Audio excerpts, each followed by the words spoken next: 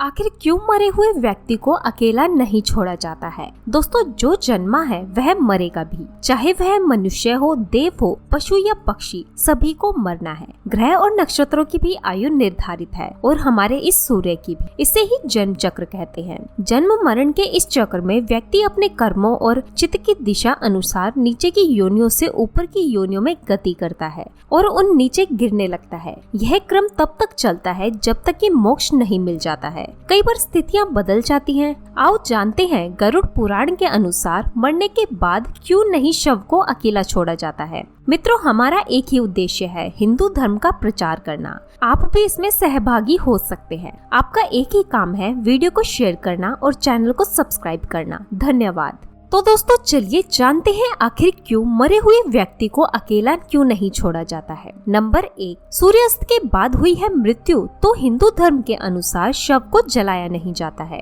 इस दौरान शव को रात भर घर में ही रखा जाता है और किसी न किसी को उसके पास रहना होता है। उसका दाह संस्कार अगले दिन किया जाता है। यदि रात में ही शव को जला दिया जाता है तो इससे व्यक्ति को अधोगति प्राप्त होती है और उसे मुक्ति नहीं मिल पाती है। ऐसी आत्मा असुर, दानव अथवा पिशाच की योनियों में जन्म लेते हैं। नंबर 2, यदि किसी व्यक्ति की मृत्यु पंचक काल में हुई है तो पंचक काल में शव को नहीं जलाया जाता है। जब तक पंचक काल समाप्त नहीं हो जाता तब तक शव को घर में ही रखा जाता है और किसी न किसी को शव के पास रहना होता है। गरुड़ पुराण सहित कई धार्मिक ग्रंथों में उल्लेख है कि यदि पंचक में किसी की मृत्यु हो जाए तो उसके साथ उसी के कुल खानदान में 5 अन्य लोगों की भी मौत हो जाती है। इसी डर के कारण पंचक काल के खत्म होने का इंतजार किया जाता है। परंतु इसका समाधान भी है कि मृतक के साथ आटे, बेसन या कुछ सूखी घास से बने 5 पुतले अर्थी पर रखकर इन 5 की भी शव की तरह पूर्ण विधि विधान से अंतिम संस्कार किया जाए।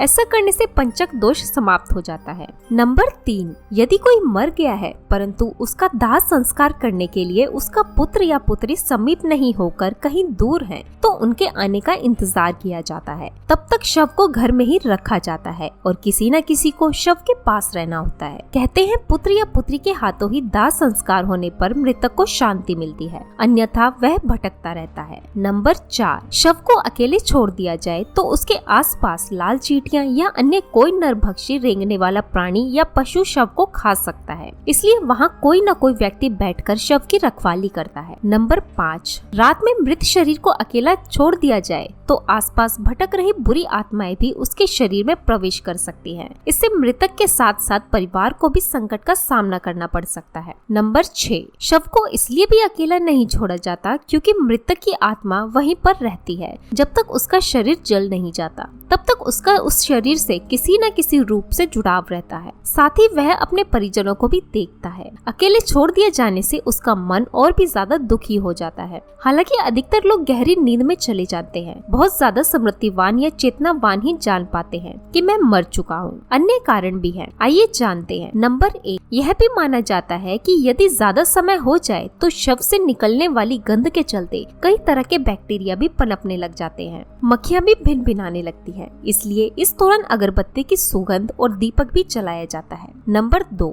यह भी कहा जाता है कि शव को अकेला छोड़ने से कई लोग जो तांत्रिक कर्म करते हैं उनके कारण भी मृत आत्मा संकट में पड़ सकती है, इसलिए भी कोई न कोई शव की रखवाली करता रहता है। नंबर 3, शव के आसपास जगह को साफ सुथरा किया जाता है और धूप के साथ ही दीपक भी जलाया जाता है ताकि वह दूर तक उजाला फैला रहे। इसका भी यह कारण है कि मृतक कहीं अधोपति में नहीं चला जाए, क्योंकि रात्रि के अंधकार में अधोपति वाले कीट पतंगे, रेंगने वाले जीव जंतु और निशाचर प्राणी ज्यादा सक्रिय रहते हैं। उस दौरान आत्मा यदि गहरी तंद्रा में है तो उसके अधोगति में जाने की संभावना भी बढ़ जाती है। उल्लेखनीय है कि भीष्म पितामह ने अधोपति से बचने के लिए ही सूर्य के उत्तरायण होने का इंतजार किया था। उत्तरायण में प्रकृति और चेतना की गति ऊपर की ओर होने लगती है। पुराणों के अनुसार व्यक्ति की आत्मा प्रारंभ में अधोगति होकर पेड़ पौधे, कीड़े पतंगे, पशु पक्षी योनियों में विचरण कर ऊपर उठ जाती है और अंत में वह मनुष्य वर्ग में प्रवेश करती है। मनुष्य अपने प्रयासों से देव या देव्य स्वर्ग में स्थान प्राप्त कर सकता है। तो दोस्तों, आशा करती हूँ आपको ये वीडियो पसंद आई होगी। अगर आप भी ऐसी ही जानकारी और हिंदू धर्म से जुड़ी वीडियो देखना चाहते हैं तो चैनल को जरूर सब्सक्राइब करें और वीडियो को शेयर करना ना भूलें। धन्यवाद।